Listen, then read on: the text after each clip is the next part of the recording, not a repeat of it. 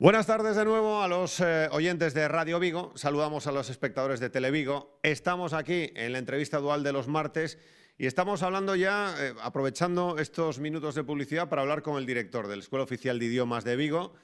Está trabajando y está pensando y está ya viendo qué batallas se pueden dar, después de también ser una de las personas que apostó porque la Escuela Oficial de Idiomas, además de los cursos que se imparten, tiene que hacer muchas más cosas, y eso se demuestra con los talleres, con las semanas o meses culturales y con muchas más cosas como iniciativas solidarias con Down Vigo y otras más que nos tiene que contar, además de decirnos cómo va este curso y cómo se presentan los próximos. Director, Dionisio Martínez, ¿qué tal? Muy buenas tardes. Hola, buenas tardes, ¿qué tal? ¿Cómo se está desarrollando este curso? ¿Qué nota le ponemos a este nuevo curso que además con ese reto por el que llevabais peleando, director, muchísimo tiempo, que era ya los cursos de nivel superior? La nota no se la tengo que poner yo, se la tendrán que poner los alumnos. También es verdad. Son los que nos tendrán que poner notas sobre cómo lo estamos haciendo. Este curso pues está siendo complicado porque hubo un cambio normativo importante en el curso pasado y ese cambio normativo pues, nos ha obligado a repensar programaciones didácticas, a repensar instrumentos de evaluación, a un trabajo muy grande que tenemos todavía en curso y que tiene su dificultad. Porque ¿qué ha implicado ese? ¿Cómo se lo podemos explicar a los televidentes, a los oyentes? Bueno, ¿Qué implica impartir esos cursos de nivel superior? Por un lado, algo que a mí me parece muy positivo, que es que se han ampliado los niveles que se impartían en la Escuela de Idiomas, con carácter general, hasta los niveles C del marco europeo de referencia. En el sistema normativo anterior, los niveles que se impartían iban hasta el nivel B2 del marco europeo de referencia, con carácter general, y solamente como cursos adicionales especializados se impartían algunos cursos de nivel C1. En el marco normativo actual, que se aprobó el año pasado, se pueden impartir todos los niveles y se imparten todos los niveles hasta el nivel C2 del marco europeo de referencia, hasta el nivel más avanzado. De hecho, nosotros este año tenemos el nivel C1 en todos los idiomas, excepto en japonés y chino, que son los dos idiomas en que la normativa solo va hasta el nivel B2, por su dificultad añadida, y tenemos nivel C2 en algunos idiomas. Tenemos nivel C2 en inglés, tenemos nivel C2 en portugués y tenemos nivel C2 en gallego. Y se espera que en el futuro eso se vaya ampliando a todos los demás idiomas. Y eso requiere pues, un esfuerzo adaptativo, ¿no? Claro. Por parte de todos. Por otro lado, también se está introduciendo en la enseñanza y en la evaluación, naturalmente, por un lado en la enseñanza y por otro lado en la evaluación, nuevas perspectivas metodológicas que las recientes publicaciones relacionadas con el marco europeo de referencia para la enseñanza de lenguas introducen fundamentalmente la mediación, que para explicarlo de forma simple, consiste en la utilización de los idiomas para transmitir información manifestada en otros o información manifestada en otros soportes.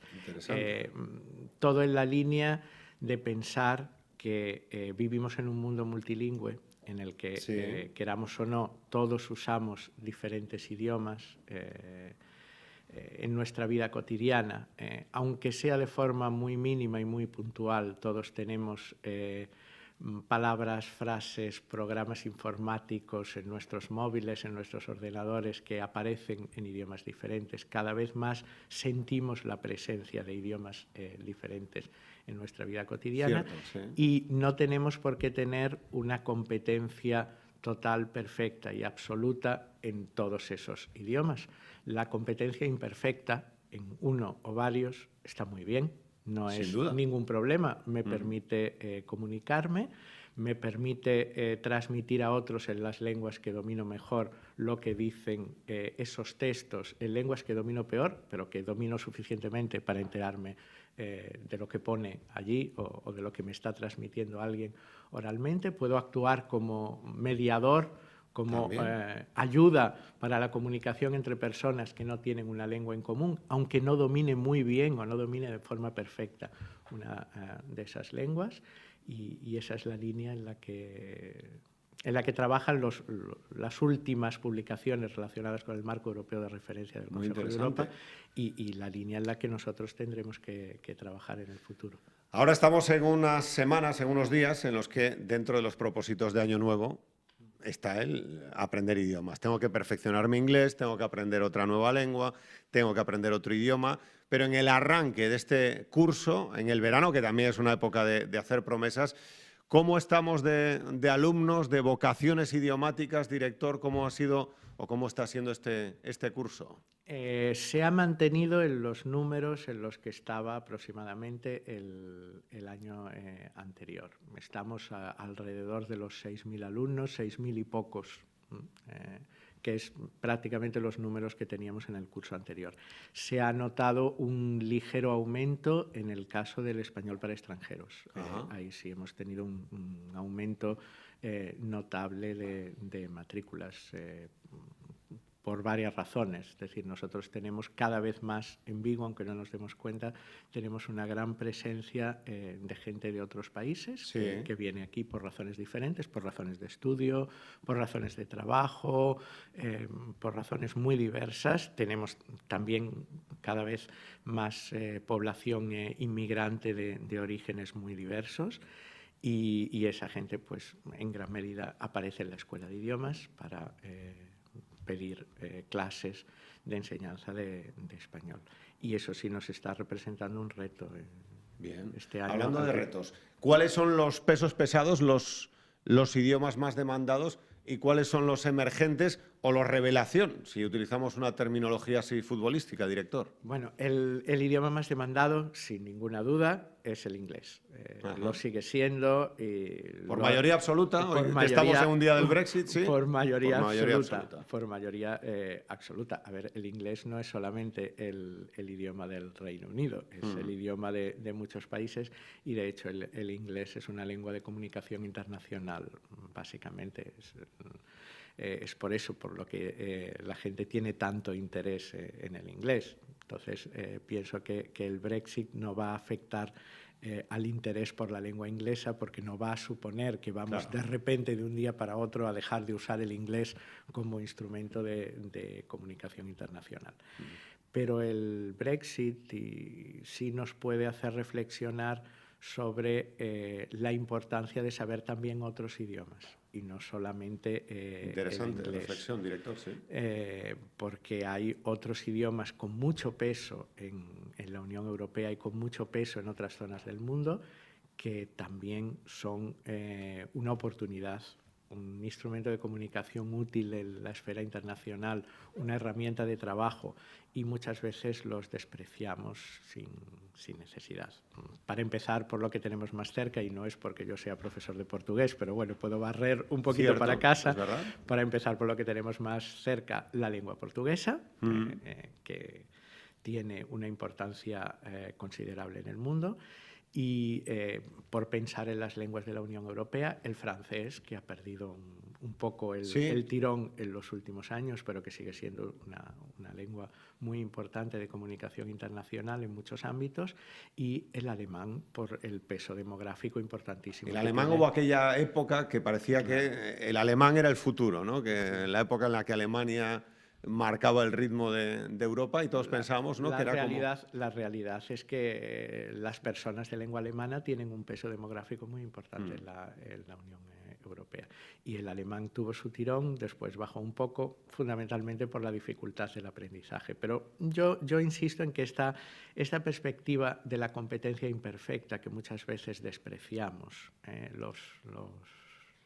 el nuevo volumen del Marco Europeo de Referencia habla, por ejemplo, de una fonética inteligible. Muchas veces la gente, cuando se pone a aprender idiomas, piensa en hablarlos muy bien y define muy bien como parecerme mucho a un nativo o poder pasar por nativo o tener una pronunciación muy aproximada a la del nativo.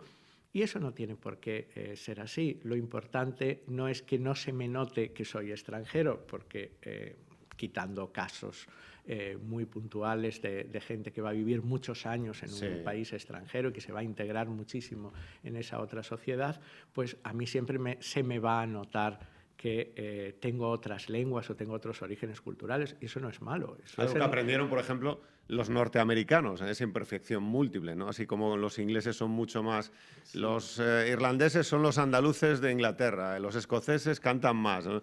Y son más puristas, ¿no? Pero los americanos sí que han aprendido eso de la imperfección, ¿no? De la pronunciación, del acento, ¿no? De hablar un idioma lo suficientemente bien para que me entiendan y para que yo pueda comunicarme en ese idioma y tener una competencia suficiente para hacer con ese idioma lo que yo quiero hacer, porque igual yo no me quiero dedicar a dominar ese idioma, tengo un tiempo limitado, ¿no? El tiempo de todos es limitado, y entonces yo igual pues quiero dedicar mis esfuerzos a otra cosa y no a aprender perfectamente el inglés o otro idioma. Pero sí puedo, aunque no lo aprenda perfectamente, puedo aprenderlo con la competencia suficiente o con el grado de corrección suficiente para ser inteligible por otros hablantes y para poder comunicarme en las situaciones de mi vida cotidiana que lo necesiten. Y vámonos a Asia, los gigantes asiáticos, que también el chino, el japonés, Dionisio, e incluso el coreano, que ha llegado a través de talleres a la Escuela Oficial de Idiomas de Vigo. Sí, tuvimos talleres de ¿Cómo van esos procesos? ¿El chino sigue repuntando? ¿Ha bajado la marea japonés? Y te quería preguntar también por la experiencia de los talleres de coreano en la propia Escuela Oficial de Idiomas. Los talleres de coreano tuvieron bastante respuesta. A ver, la dificultad que tenemos siempre con las lenguas orientales es la dificultad de su aprendizaje. El chino tiene bastantes menos alumnos que el japonés, fundamentalmente porque la fonética de la lengua china es mucho más complicada que la del japonés para un hablante del español.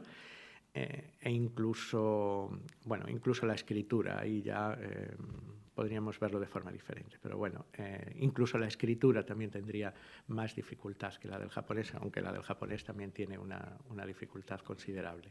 Entonces, eso hace que mucha gente empiece con mucha ilusión, pero acabe dejándolo y sobre todo acabe no llegando a los niveles más avanzados. Lo cual tampoco es un problema en la línea de lo que decía antes. Yo puedo aprender el chino o el japonés suficiente para el objetivo que yo tenga para hacer con esas lenguas, porque lo importante es lo que yo voy a hacer con los idiomas, no aprenderlos por aprenderlos. Si es por motivos laborales, está claro que el perfeccionamiento tiene que ser mayor. Si es para tener una comunicación, si uno va a viajar... En el caso de las lenguas orientales, el interés fundamental del alumnado que tenemos es un interés cultural. Claro. Eso se ve muy bien en el caso de la lengua japonesa.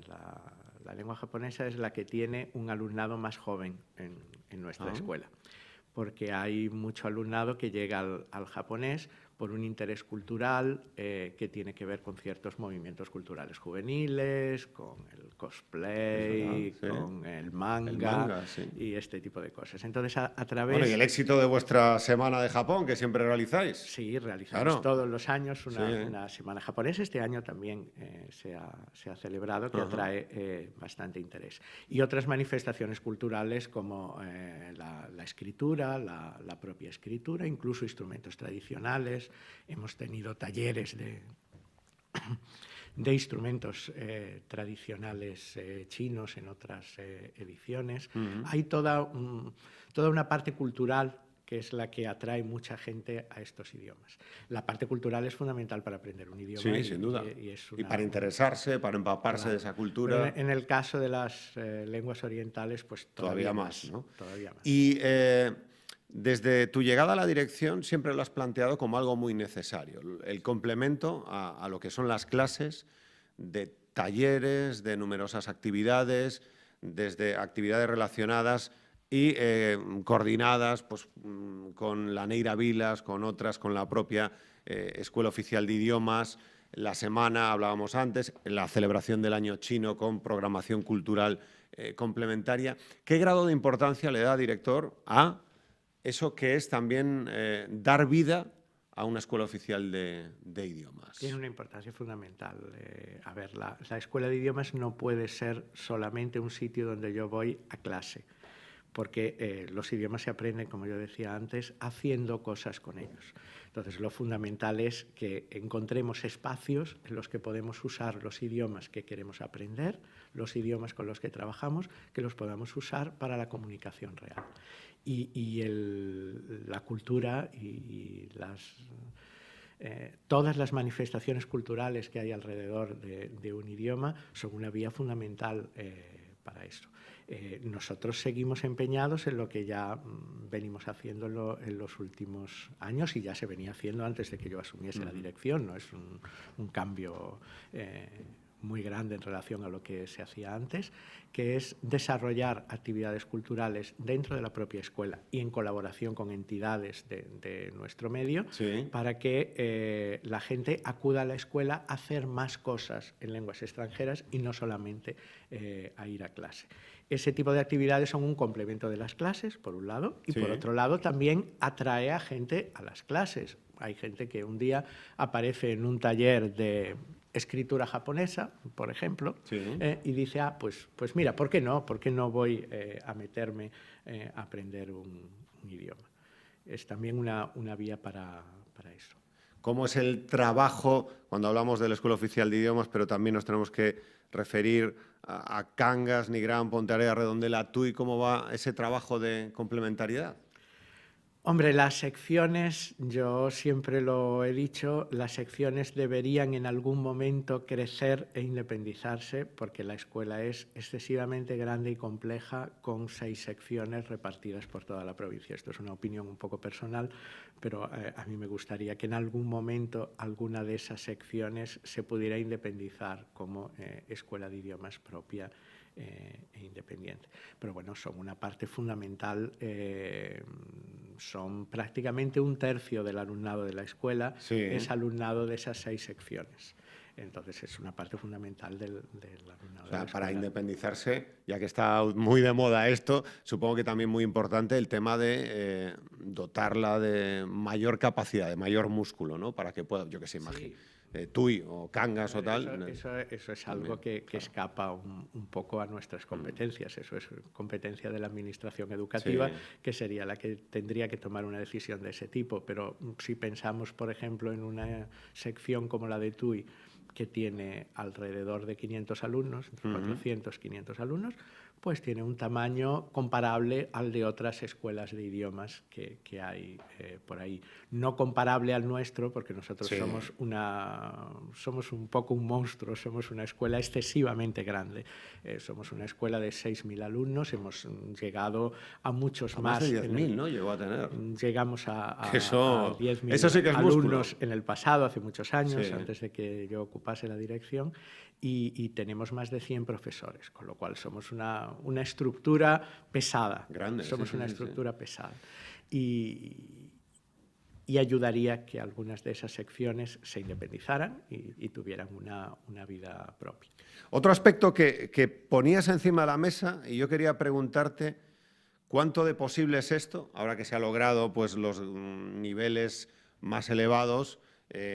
Yo te planteaba antes, durante la publicidad, te decía, ¿y esta batalla se podrá dar o no? Cuando, por ejemplo, decías, la Escuela Oficial de Idiomas de Galicia pues necesitaría una reforma normativa que les permitiese ofrecer formación a distancia o semipresencial en todos los idiomas. Sí, eso sigue siendo fundamental, sigue siendo nuestra asignatura pendiente. En el mundo actual, las tecnologías nos permiten no hacer presencialmente cosas que antes teníamos necesariamente que hacer presencialmente y con un desplazamiento. De forma legítima, muchos de nuestros alumnos se preguntan, bueno, yo, me desplazo X días a la semana, sí, hasta la escuela de idiomas, ¿por qué razón? Yo esto que hago en la escuela de idiomas presencialmente no lo podría hacer de otra manera sin tener que desplazarme.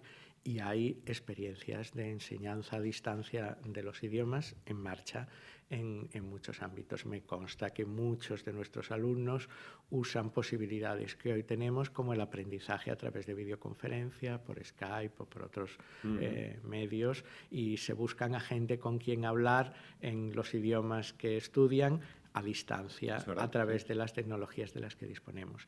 Hay otras comunidades autónomas en las que se ha empezado a enseñar los niveles básicos de la escuela de idiomas a distancia. Estoy pensando, por ejemplo, en Andalucía. Eso es un camino que tenemos que recorrer en algún momento también. Adaptarse a los tiempos. Aquí en Galicia. Claro. Está claro que antes o después, yo no conozco que haya proyectos para eso a corto o medio plazo, pero antes o después tendremos que adaptarnos y tendremos que tener más enseñanza a distancia o enseñanza semipresencial o enseñanza completamente a distancia, que creo que la tecnología hoy día lo permite. De hecho, hay instituciones que ofrecen cursos de idiomas completamente a distancia, incluidas las competencias orales mediante instrumentos de videoconferencia y demás. El desarrollo tecnológico actual lo permite.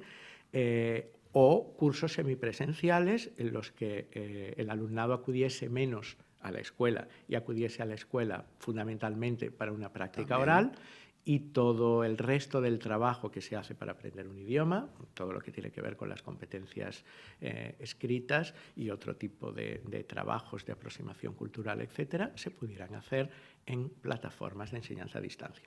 Nosotros tenemos plataformas de enseñanza a distancia que usamos fundamentalmente como instrumentos de apoyo para las clases presenciales. La mayoría de nuestros alumnos se comunica con su profesorado a través de dos plataformas, fundamentalmente, de una plataforma Moodle que está disponible para todos los centros no universitarios de Galicia, también para los institutos o para las escuelas de enseñanza primaria, también tienen esa plataforma Moodle y pueden crear cursos de apoyo o de trabajo complementario a lo que se hace en las clases presenciales. Y nosotros la usamos también. Y usamos la plataforma del Centro de Supercomputación de Galicia, Aula CESGA, también se usa para realizar trabajo complementario y mantener la comunicación con el alumnado fuera de lo que es el trabajo en las clases. Pero en algún momento habrá que dar un paso más, que una vez más no depende de nosotros, eso depende de la Administración Educativa y depende, claro, naturalmente de una dotación presupuestaria para eso y de un plan para hacerlo. Es decir, no es algo que lo pueda hacer un llanero solitario. Pero un plan sería muy interesante, ¿no? El poder ya, que al final estamos hablando de adaptarse a los nuevos tiempos, de modernizar. Me consta que eso está en la cabeza de mucha gente en esta y en otras comunidades autónomas. En una sociedad en la que vivimos, que cada uno pues, tendrá sus limitaciones temporales, espaciales, de todo tipo, y que esto también podría facilitar a lo mejor el acceso a... Hay muchas cosas que han cambiado, querámoslo o no. Hace 10 años, pues todavía me venían a clase alumnos con esos pequeños diccionarios de bolsillo, de viaje, que todos conocemos, para buscar una palabra en algún momento. Hoy día nadie me viene con eso. Yo ya no tengo a ningún alumno. Los periódicos. Cada vez menos papel y más tablet o más ordenador. Hoy día, si yo miro a mis alumnos, cuando quieren buscar una palabra, sacan el móvil y la buscan en el móvil. Los propios periódicos que estabas diciendo, pues sí, claro. los periódicos... Siempre que se busque en... traductores oficiales, para que no le pase. El otro día contábamos, Dionisio, el Sporting de Gijón, que se metió en el Google Translate y entonces era valor y coraje, y utiliza por valor, utilizó value y tal. Entonces, bueno, era un poco, y lo pusieron en el museo ahí en grande, que debió costar el frontal es una pasta. Claro, pero y entonces se metieron el traductor primero. No, para eso están los profesionales, que hay que dejar Pero eso ocurre cuando se usa la traducción automática para lo que no es o para lo que no puede hacer todavía, que no digo que en el futuro no lo pueda hacer, pero que todavía no puede hacer. La traducción automática es muy útil. La traducción automática sirve para que yo me pueda enterar de lo que pone el periódico en una lengua que yo desconozco completamente, sabiendo que lo que estoy leyendo contiene muchos errores y tal, pero para enterarme del contenido en general me sirve. Bien, pero ahora, para hacer una traducción rigurosa para un museo... Para hacer una traducción rigurosa no sirve hoy por hoy, para eso... o queda un poco llamativa para aquellos que... Pero muchas veces se usa este tipo de anécdotas para rechazar la tecnología. No, yo creo que al revés. Yo creo que es importante para usarla bien. Sí, para usarla bien, pero a veces en ciertos ámbitos está como de moda, queda bien decir que, bueno, que se están perdiendo cosas del pasado que se deberían conservar. Yo hablo a veces con gente que me dice cosas como, no, como los libros en papel no hay nada. Y yo siempre les digo que yo leo mucho más desde que puedo leer en el móvil, porque ya no tengo que llevarme una maleta con libros, sino que puedo tener la montaña de libros que tenía antes en mi escritorio, la tengo dentro del móvil y entonces en cualquier momento, allí donde esté, puedo decir, bueno, pues voy a seguir leyendo y entonces leo mucho más. Son complementarios. Y son complementarios, pero nos permiten hacer cosas que antes no podíamos hacer. O como la gente que dice a veces que echa de menos aquellos tiempos en que se escribían cartas en papel. Yo siempre les digo que es porque nunca han usado las cartas como instrumento de comunicación real. Es decir, no han tenido, por ejemplo, una relación amorosa a distancia por carta. Cuando uno escribía una carta, tardaba una semana en llegar y la respuesta otra semana, con lo cual tardaba 15 días. Y si uno lo piensa en perspectiva... ¿Y la cabina telefónica? Y la cabina telefónica contando las monedas para llamar. Cuando uno lo piensa en perspectiva, en aquella época muchos de nosotros hubiéramos matado por tener algo como el WhatsApp. Es verdad. Pero ahora, sí, claro.